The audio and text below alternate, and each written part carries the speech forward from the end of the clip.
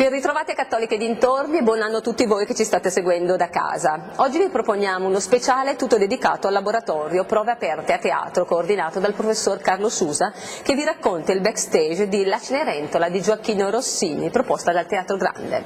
Vediamolo insieme.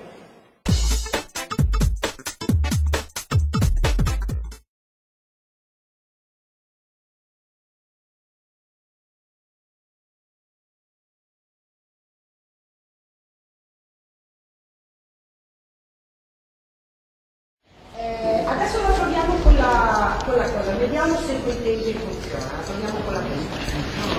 Non venite ragazzi, non venite più avanti di tanto sul passo, perché sennò non... L'interpretazione di base sicuramente è la favola, ma non pensate alla favola di Walt Disney. Certo, c'è anche la favola di Walt Disney che ha influenzato questo racconto, però la favola è veramente una favola antichissima, cioè la favola del trionfo, ma non solo della bontà, ma il trionfo di ciò che è vero, è il trionfo di un sogno.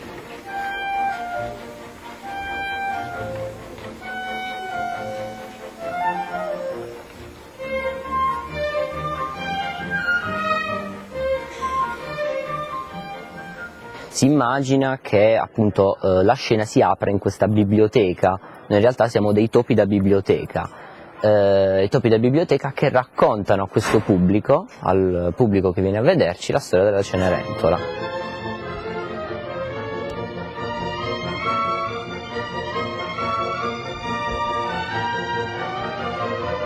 I deus ex machina di questa fiaba, che sono questi 8 topi, anzi 7 topi e il capotopo, che scoprono il libro di Cenerentola in uno scaffale, lo aprono e da lì si dipana la fiaba di Cenerentola come tutti noi la conosciamo. Il libro è qualcosa che diventa tuo, che prende il tuo odore, che prende l'odore della storia che racconta.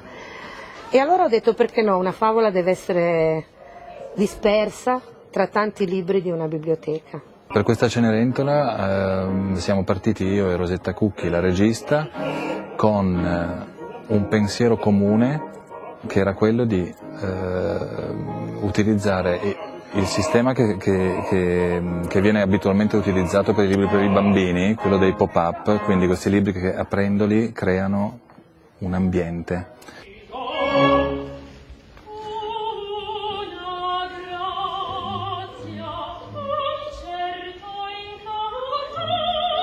Questa poi oltretutto è una favola con dei risvolti anche abbastanza noir in qualche modo, abbastanza oscuri, cioè avrete capito che qui non c'è la matrigna come in Walt Disney, ma c'è un patrigno.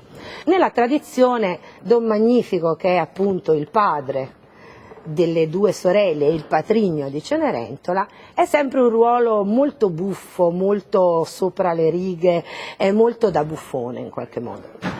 Io trovo invece che in Don Magnifico ci sia una cattiveria rara. Di buffo c'è veramente poco nell'impostazione che abbiamo dato, anzi nella prima aria Mera Polli Femminini, che è poi la cavatina di Don Magnifico, il primo pezzo che canta a freddo senza un recitativo, e più che appunto la visione ironica c'è una visione abbastanza dark, noir, no? Minacciosa, figlie fate così, così, così perché io mi devo, la gloria mia sarà.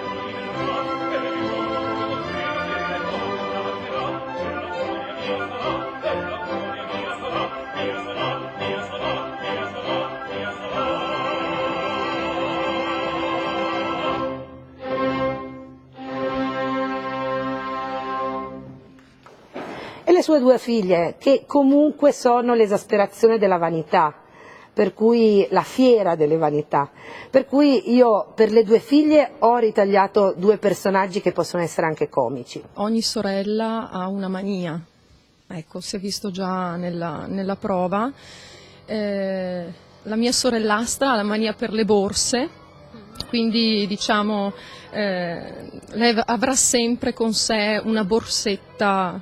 Io invece ho la mania della cioccolata, ed è un po' per ognuno dei nostri personaggi il filo conduttore di tutta l'opera, perché con le borse ci picchiamo, con la cioccolata io cercherò di farla stare zitta, quindi sarà, insomma, si sfrutterà queste nostre debolezze per insomma, interagire anche con gli altri personaggi.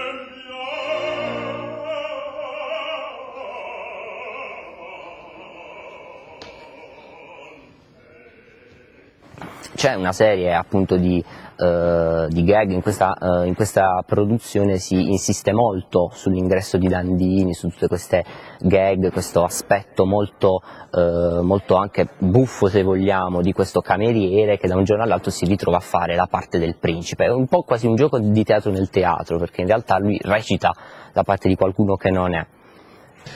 Mi fingo il principe della situazione, no?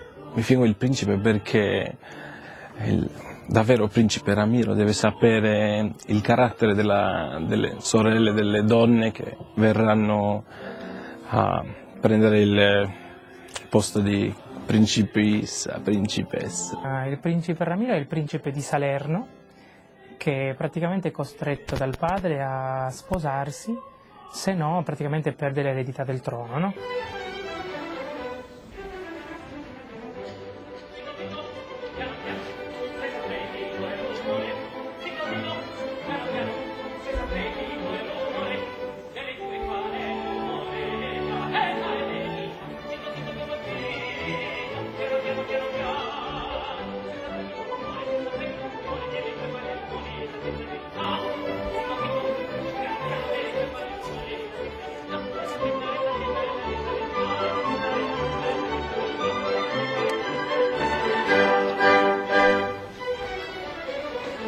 Io lo vedo come il principe costretto da sposarsi, che non vuole perché è giovane, vuole ancora sfruttare della sua giovinezza, diciamo, e quindi proprio non li sta.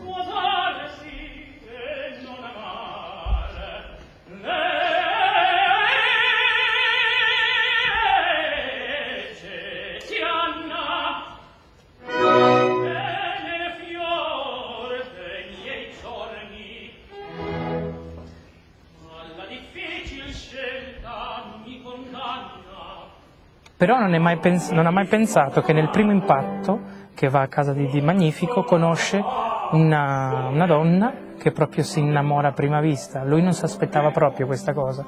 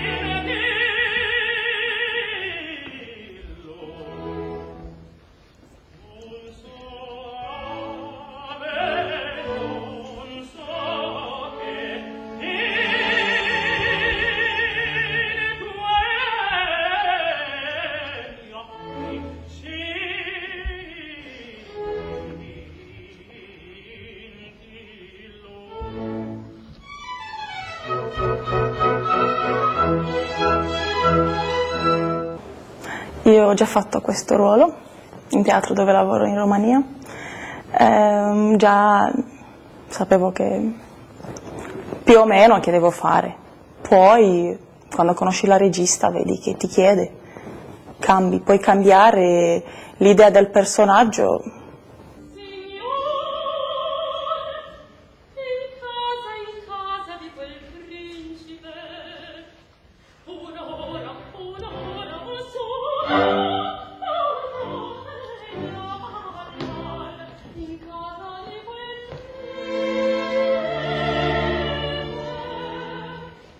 Di solito vince solo una persona, ma a questo concorso Aslika abbiamo vinto entrambi, perché siamo stati, loro non hanno potuto decidere per una sola Cenerentola.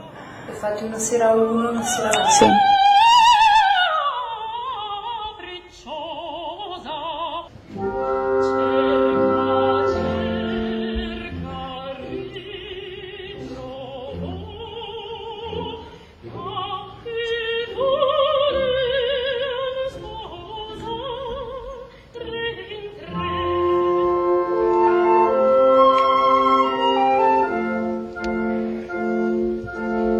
Cenerentola viene aiutata da qualcuno. Questo qualcuno è Alidoro, che è il maestro di filosofia del principe, quello che poi nella versione che tutti conosciamo sarebbe la fatina. Alidoro la fa spacciare per sua figlia e la porta con sé a palazzo. Il mio personaggio è quello che sa tutto della storia, è ispirato dal cielo per fare bene.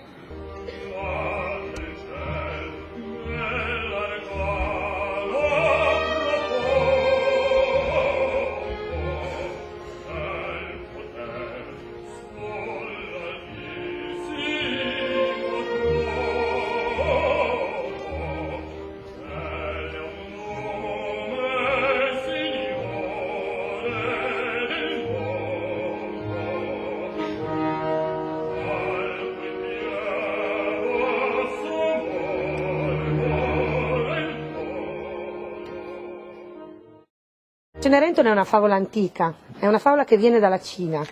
Infatti la scarpetta, di cui si parla appunto in tante versioni, nonché anche in quella di Walt Disney, era proprio un retaggio della Cina antica di quasi 1000 anni fa, in cui ancora oggi a cui ancora oggi i cinesi sono rimasti legati, e infatti si sa che in Cina c'è questa tradizione del piedino piccolo, che è un segno di nobiltà. Ed era proprio per questo che nella Cenerentola, antica fiaba, che naturalmente non si chiamava Cenerentola, ha avuto tanti titoli, la bontà, il trionfo della bontà, qualsiasi cosa, si parlava di una scarpetta. Dopodiché Perrault e nonché Rossini parlano di uno smaniglio è un bracciale.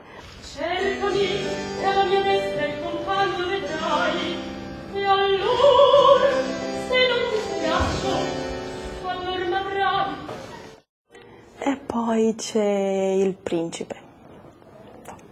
Come sempre il principe che finalmente sarà il mio sposo. Sono emozionata perché non sono nel mio paese, certo nella città dove vivi, dove canti di più, hai più sicurezza. Qui certo che sono di più emozioni.